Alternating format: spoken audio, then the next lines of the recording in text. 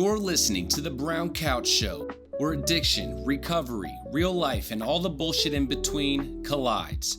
If you're somewhere between rock bottom and figuring it the fuck out, or loving someone who is, take a breath and sit with me. Let's talk about the shit nobody wants to talk about. I'm Brandon Andrew, but most people just call me B. I've pissed away time, walked through addiction, and battled demons, but was grateful enough to have come out on the other side with a story worth sharing. Now I'm sitting here on this ugly ass brown couch just trying to make sense of it all. For me, and maybe for you too. Reminding myself that even the most fucked up moments can make for one damn good story. Sit back, relax, and enjoy The Brown Couch Show. Welcome back, you beautifully broken, trying your best motherfuckers. I'm your host, Brandon Andrew, but most people call me B. I'm so glad you guys decided to join me on another episode of The Brown Couch Show this week. As you know, this is a recovery and addiction podcast with a little sprinkle of mental health in there. And today I kind of want to touch base on what led me to this podcast. How did I end up here? Why am I doing this? And what am I hoping to gain from it? So what led me here? Cirrhosis of the liver led me here. After 10 years of just relentless alcohol and drug use, trying to cope with reality, it finally caught up to me. I remember just being in my apartment and throwing up these coffee grounds and blood. And there was a time where almost 3 months of my life, I did not swallow my saliva. I had bowls in every room because I was afraid of swallowing and what was going to happen after that. Was I going to throw up more coffee grounds? Was I going to throw up blood this time? And I also remember I was so jaundiced. I was literally yellow as a Simpson. My eyes were yellow, and I slowly noticed that my stomach was starting to swell up, and so were my legs. I started to get these blisters on my ankles that were literally the size of a half of a baseball.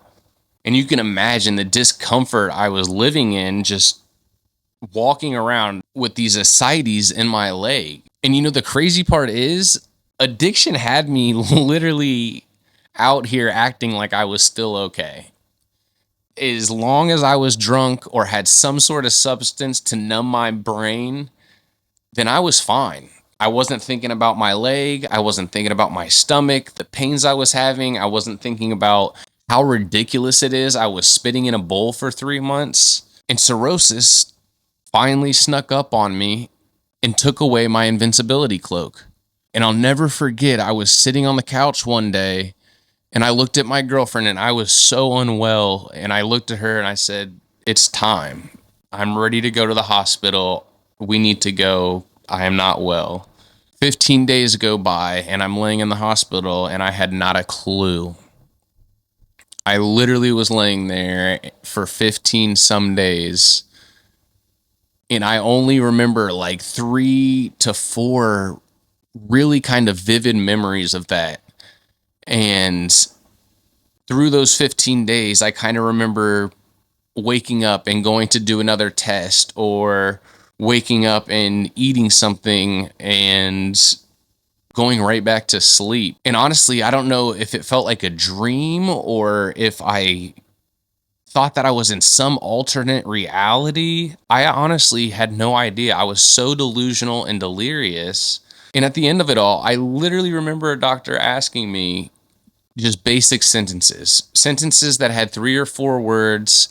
And at the end of it, they would ask, "Repeat that back to me." I was like, this is literally going to be cake. This is the dumbest thing I've ever heard of. Guys, I shit you not, I could not remember the words that they just had said. That's how far gone my brain was. And some of the words that came out of their mouth that really changed my life forever was, "If you didn't come in here within the next month or so, there's a good chance within the next few months you would not be alive.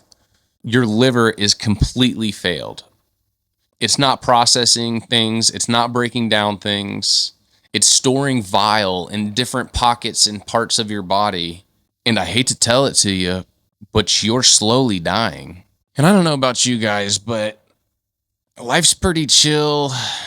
And when someone with accolades and stature in society looks you dead in your face and says, there's a good chance you're going to die within the next couple years if you don't get your shit together. Now, when I finally got out of the hospital, I had all that in my brain still. I had the doctor saying to me, listen, you're dying. If you don't change what you're doing, that's it. You're not going to be able to see your family, your friends. You're not going to be able to have the job of your dreams. You're not going to be able to do the things you love, travel to places you want to go. And now that I had left the hospital, I knew in myself, I knew in my heart, my soul, my brain, that I was literally giving up that life. I wanted nothing to do with it. I wanted nothing to do with death. I wanted nothing to do with feeling miserable. I wanted nothing to do with addiction. Like, addiction literally makes me cringe. It makes me want to throw up just hearing about addiction. But my mom, she wasn't set on the fact that I had changed. That I was kind of just going to go through the same motions that every other recovery addict does.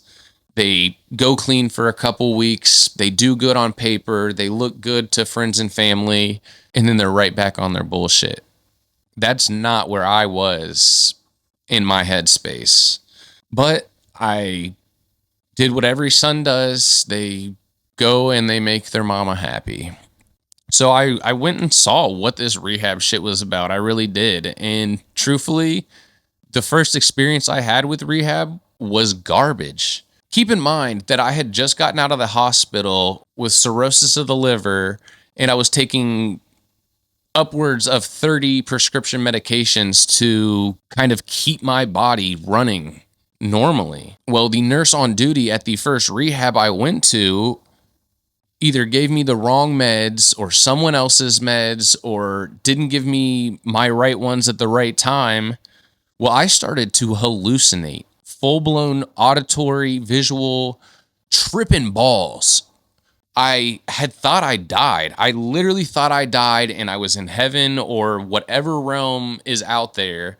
And I could see all these people and hear all these people, but they couldn't see me. It was almost like I was invisible. And even after that, I was like, I'm done with this shit. Why am I still like trying to prove to people, trying to do these things when I know I'm set in my ways? I do not want to live that life anymore.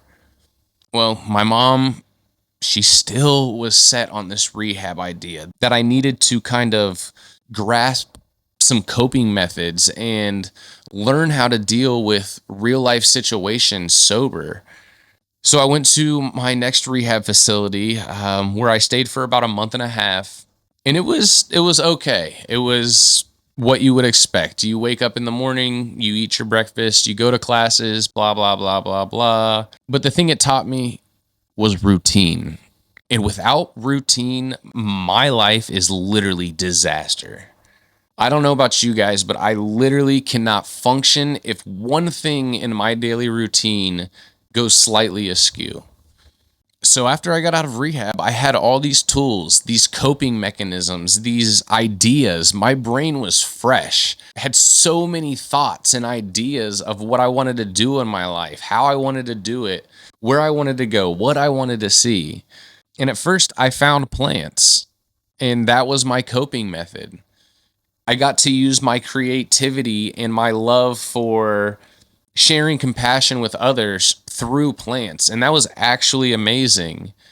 But the more I got into it, I realized that I don't want to own a business. I don't want to teach classes per se.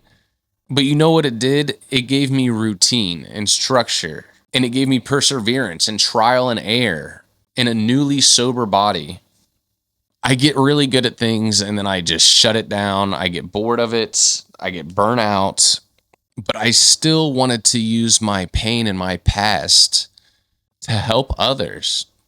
Because literally throughout my recovery journey, whether it be from day one of being sober to year 3 of being sober, there's people that have made an impact on my life who have literally shaped who I am as a sober person.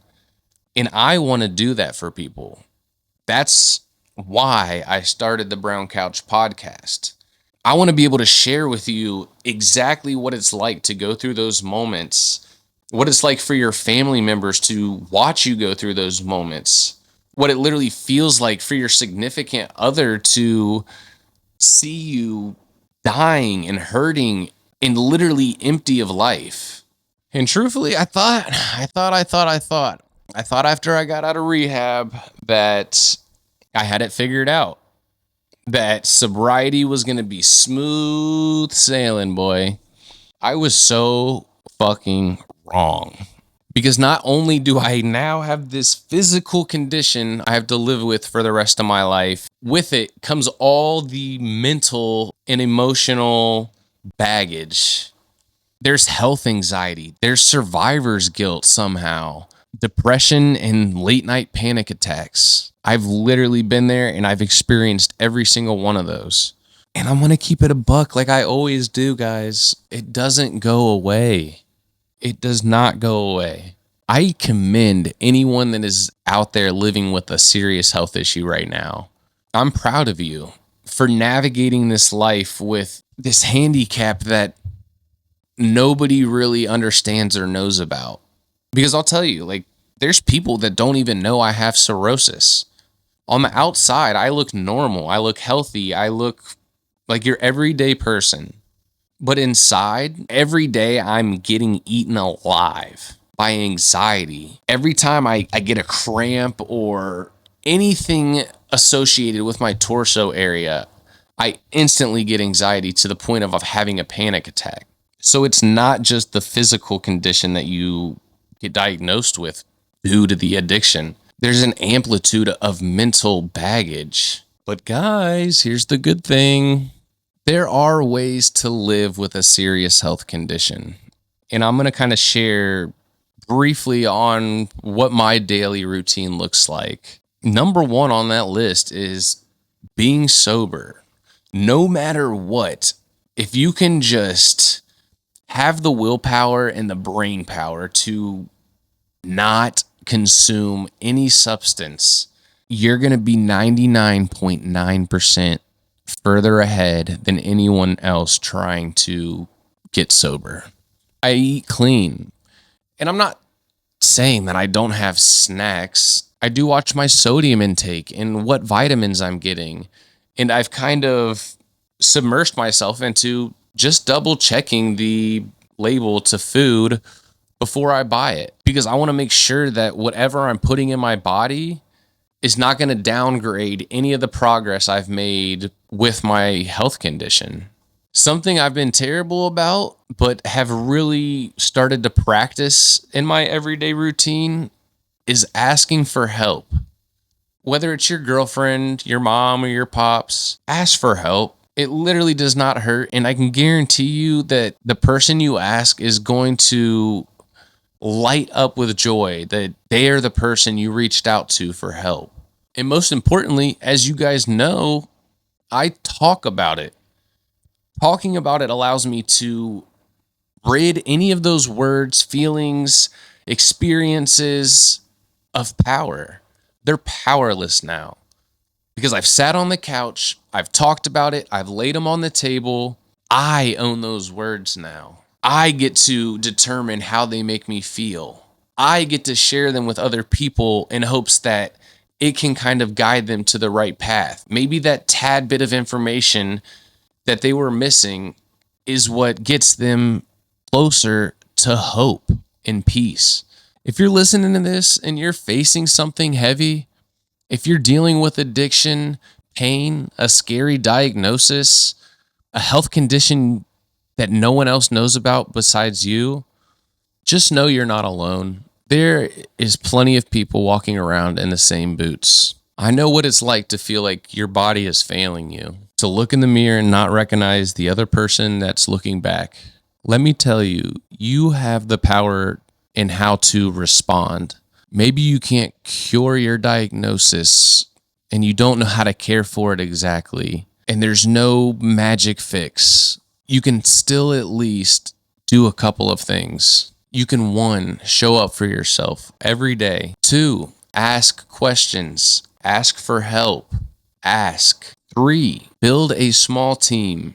Super small. I'm talking 2 to 3 people, if that. Stay in your own recovery lane. Everyone has their own path. You don't have to follow Joe or Tina or Timmy. Follow your path. And 5, cry it out.